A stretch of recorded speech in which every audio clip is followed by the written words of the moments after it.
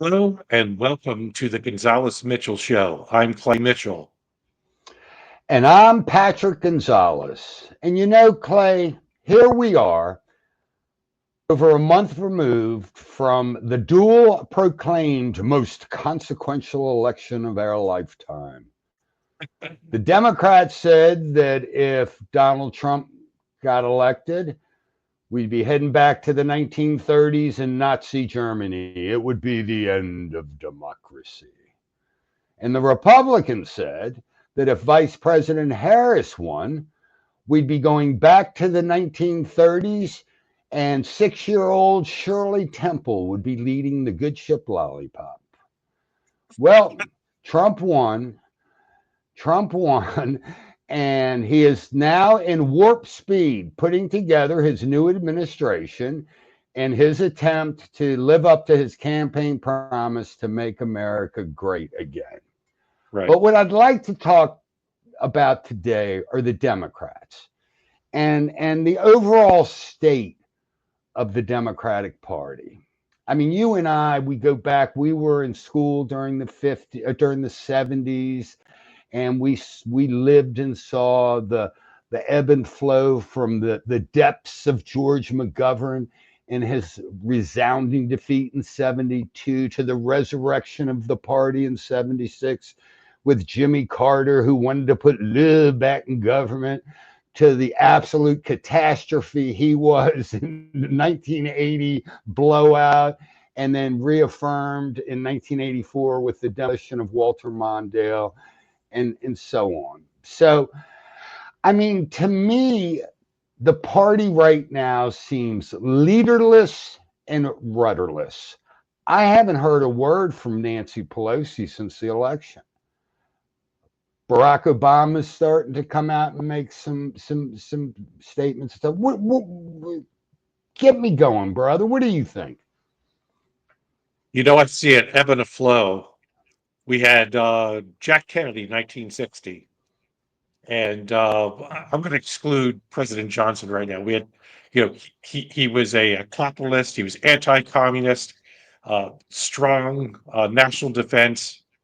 Then we get to the later 60s. As you said, we have the McGoverns, and then we got the Jimmy Carters, and America spoke in 1980 and 1984 and 1988 that we want a centrist, center right conservative that can get things done. Worked with Tip O'Neill, President Reagan did, and it wasn't until 1992 when Bill Clinton came along. Now, part of that was the economy went to hell in a handbasket. I'll give you that. But Bill Clinton was elected twice, and he would, whether you like him or not, his personal life or not, he was more of a centrist. And the era of big government's gone. He worked with Newt Gingrich, like Reagan worked with Tip O'Neill, and things got done. And then, we got Bush Jr. and the Iraq War. Uh, and I think that the movement to the left started with Barack Obama, although I will give him credit that he was more center left than some of these folks out there today. I'll give him credit for that. And this last election, the sound rejection of this fringe left, the AOCs and even Jim Carville came out and said, we got to get rid of that wing of the party. That's hurting the brand. And I think he said that the brand's been hurt for the last 10, 15 years. And I agree with him. Now Well, if President you get Trump's rid of the back. And wing, go just ahead. I didn't mean to interrupt, but if you get rid of that wing of the party, what do you have left? I mean, what, 30%, If 25%? if you want to win, and if they're looking at 2028 and they want to win, because the Republicans have a bench that was out there and running. I saw the bench for the Democrats that were running in the primaries, and I got to tell you, man, it just isn't there. They have to find someone more Clinton-esque and Kennedy-esque, being Jack Kennedy, than Jimmy Carter and Barack Obama and Kamala Harris. That brand is gone. It has to be center left, center right, if they want to win or have a chance at winning. Is Gavin Newsom what? He's out there. He's doubling down on crazy. Is that? I mean, to me, this is real quick how I take Gavin Newsom. He sees a lot of people deserting that sort of energy and element, the crazies, and he's going to grab it for his own for a while and see where it takes him. Is he the Gavin Newsom? Is he the answer? I don't think so. I mean, all he's got going for him is that he's very telegenic and very well spoken. But if you look at the record and you look at California, I would not want to replicate that nationwide. And I'll be honest with you, I don't know No, who they're going to be searching for, because I think the Clinton Obama part of the party, the younger people have set that aside. They think that's old school. I honest to goodness don't know. I can't think of a coalition of Democrats that could come forward and have a chance at winning. Although I think that there may be the Amy Klobuchars of the group. I don't think she's can win as president, but that's the kind of group, center left, I mean, that has a shot at winning the next time. But if you go with this woke stuff, woke is broke. It's gonna they're going to be have real problems for the foreseeable future if they don't shift the paradigm. yeah, no, I hear you. And Gavin Newsom, he's got the style, he's got the smooth, he's got the hair, he's got the unctuous ability, and he's got that one quality that he will say anything. He doesn't care. He is about the most coreless human being I've ever met. Yeah, But you got to be able to hide it. I'm just not sure, but in 4 years, it's going to be kind of obvious. The Amy Klobuchars of the world, oh my God. I mean, and I'm not picking on anybody. Boring. I mean, yeah, she yeah. got not Gretchen Whitmer. I mean, she did great feeding that thing Doritos, given the sacrament, but I don't see it. The ones, that to me and to my eye, and that doesn't mean squat. I see on the Republican side a whole bunch, whether it's J.D. Vance, whether it's Vivek Ramaswamy, whether it's Marco Rubio, I just see a whole bunch. And on the Democratic side, I guess to my eye, over the last few years, those that I've witnessed that can get up in front of a camera and kind of look appealing, sound appealing, kind of try to relate to a broad group of people. I think of our own governor here in Maryland, Westmore. He has that ability. Smiles way too much. He's got to kind of temper that, Yeah, yeah. because it looks phony too much. Josh Shapiro, has that kind of thing. He obviously was successful in a state, that Donald Trump just won. But when it comes to that, it gets kind of the state of the Democratic Party today. How does Josh Shapiro lead a party where probably about half of them hate him just because he's Jewish? A quarter of them probably want him dead because he's Jewish. Death to Israel. Don't I hear a lot of that on campus and a Yeah, lot of the yeah, you Democratic did. base? I mean, so Yeah, you that do. that confuses me. So I guess I just sit here in terms of kind of from the overall. You and I have always appreciated the nature of politics, this great country, and kind of the concept of the loyal opposition. And I'm curious how that kind of manifests itself over the next 2 4 years. It's interesting that you mentioned Governor Moore and Governor Shapiro. I see that as the bright spots, to the extent they're already on the Democratic bench.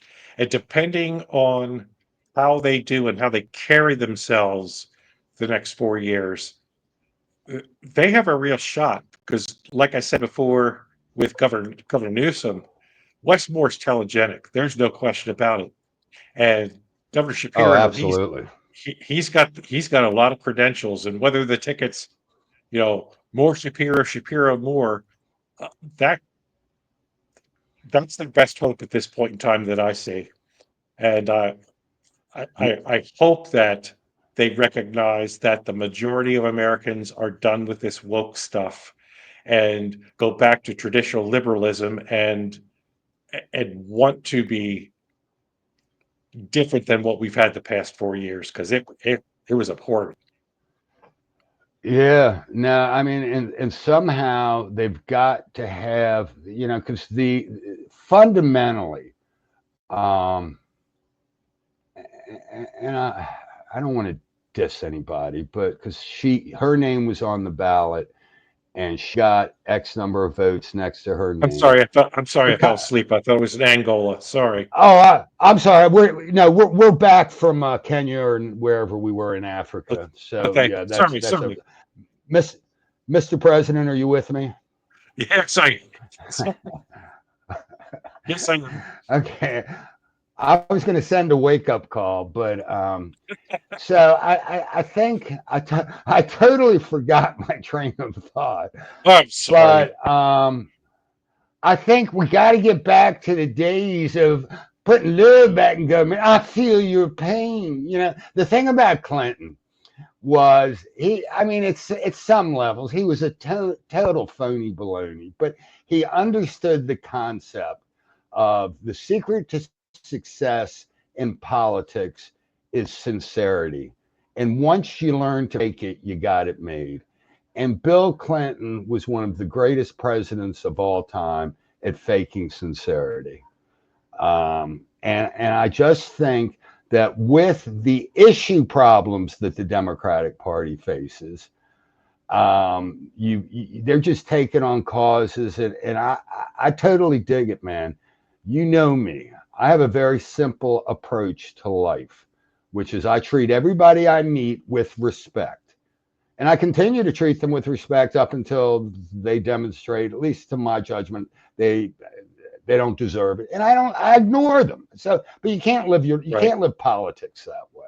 So you always right. got to kind of come back. I got no interest in arguing with idiots because, as Mark Twain said, whenever you do, onlookers might not be able to tell the difference. And that is oh That's so correct. true. That's So correct. we're going to have to go through this process. If you want to be active in politics, you've got to all the time argue with idiots. That's the nature of the beast. And I come back to you've got to have that quality, and it's hard to define. You kind of know it when you see it. You knew it with Ronald Reagan, certainly. You could sense it early with Bill Clinton. You absolutely knew it with Barack Obama.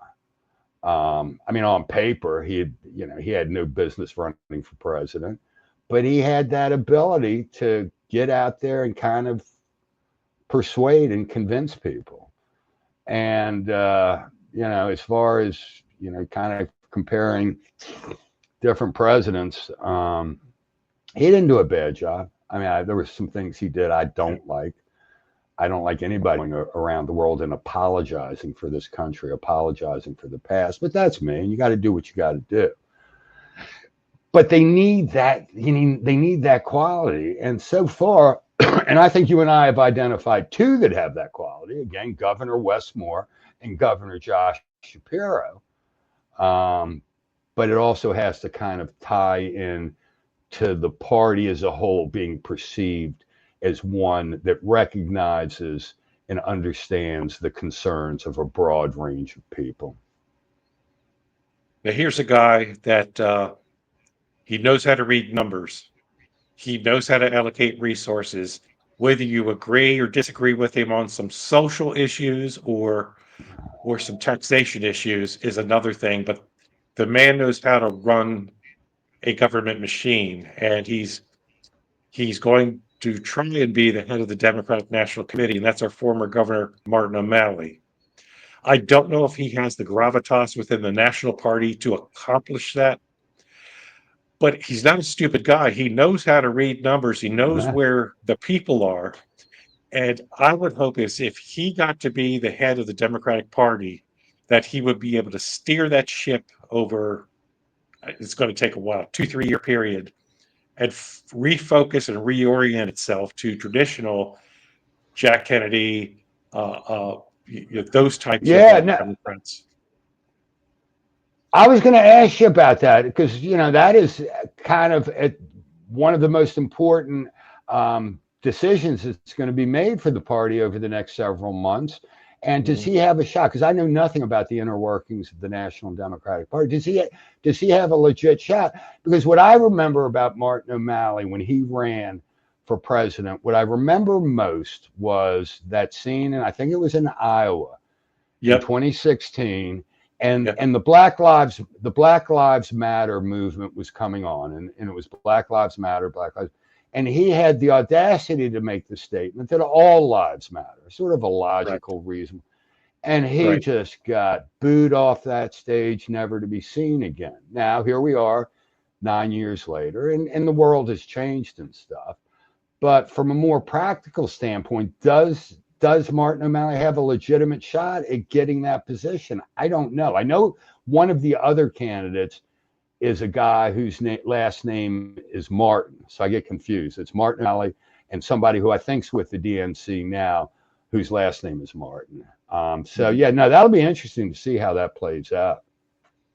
And by saying all lives matter, I think that's a snapshot in time to he is more towards the center than the far left with that, because I think that's the way most people think. All lives matter.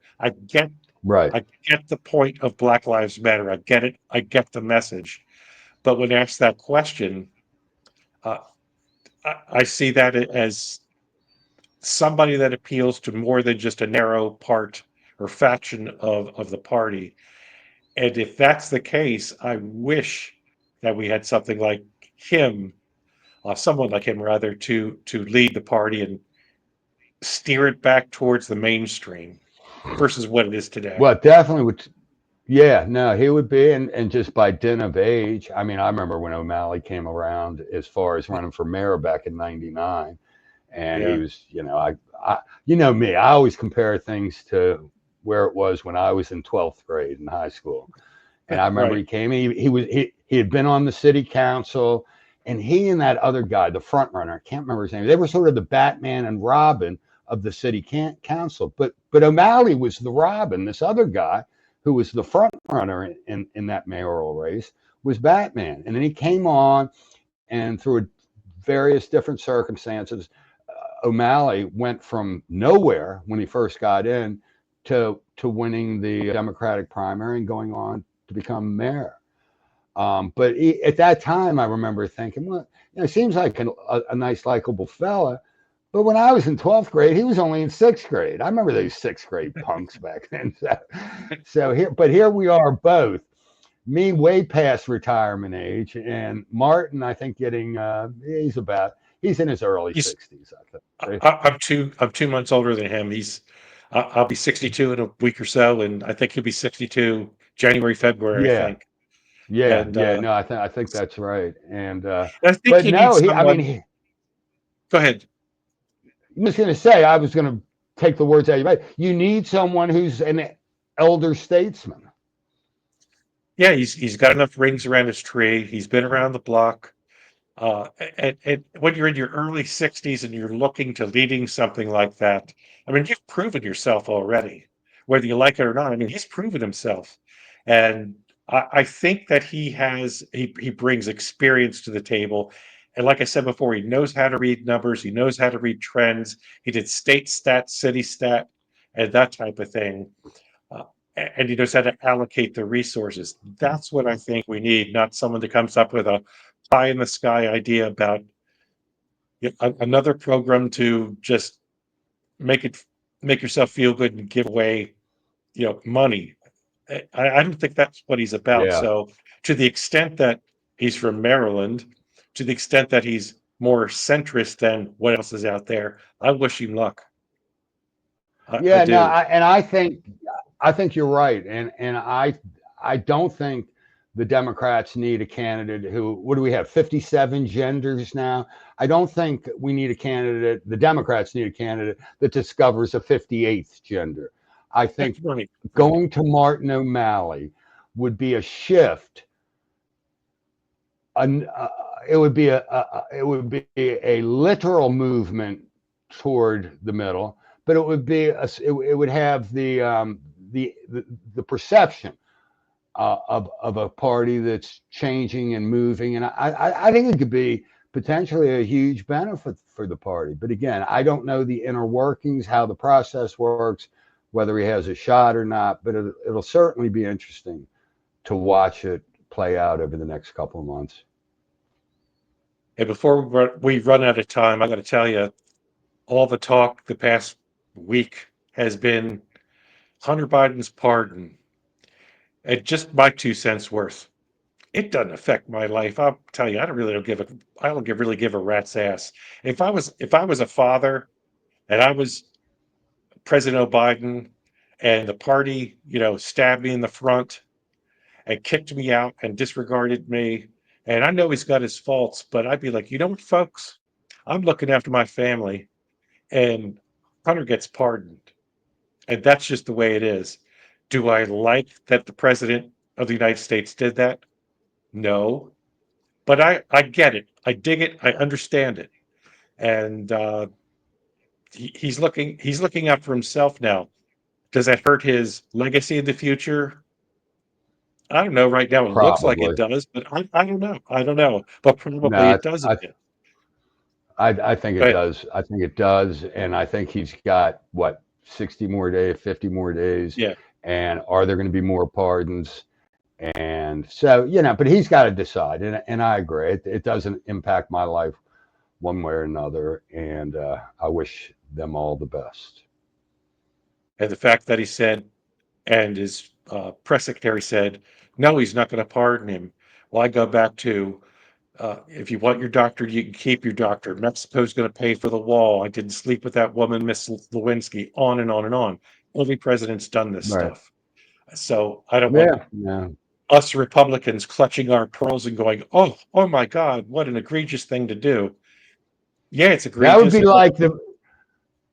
like the Bush administration talking about the weapons of mass destruction in Exact, Iraq. So, exactly right. So it bothers me, but not really. There's nothing bigger bothers issues me. out there. In Was that? politics, nothing bothers. In Yeah, politics, yeah, nothing bothers me. They're all it a doesn't. bunch of whatevers that you and I are part of course. But yeah, no, Right. I think they can't shock me and they can't hurt my feelings. And so God bless us all. Real Well, good. Patrick, we're heading into the holidays. We have some other guests coming up on the show. I'm looking forward to this. I hope you had a good Thanksgiving. Did you? I did, and do you want me to sing "God Bless America" before the show's over? Or should we just put that off till later? I had a great Well, Thanksgiving. let's put that off till later. I'll record you and then we'll release it as a single. Oh, I, Instead- I like it, but we got to figure out what the B-side's going to be. Oh, that's right. That's right. I'll sing "Hey Jude." How about that? She loves you, yeah, yeah, yeah. She loves you, yeah, yeah, yeah. Oh my, Patrick. Well, we'll be back next week with another show. We'll have some guests on. But Patrick, until then, I think we need to say goodbye, Patrick. Goodbye, Patrick. Talk to you next week, brother. See you, man.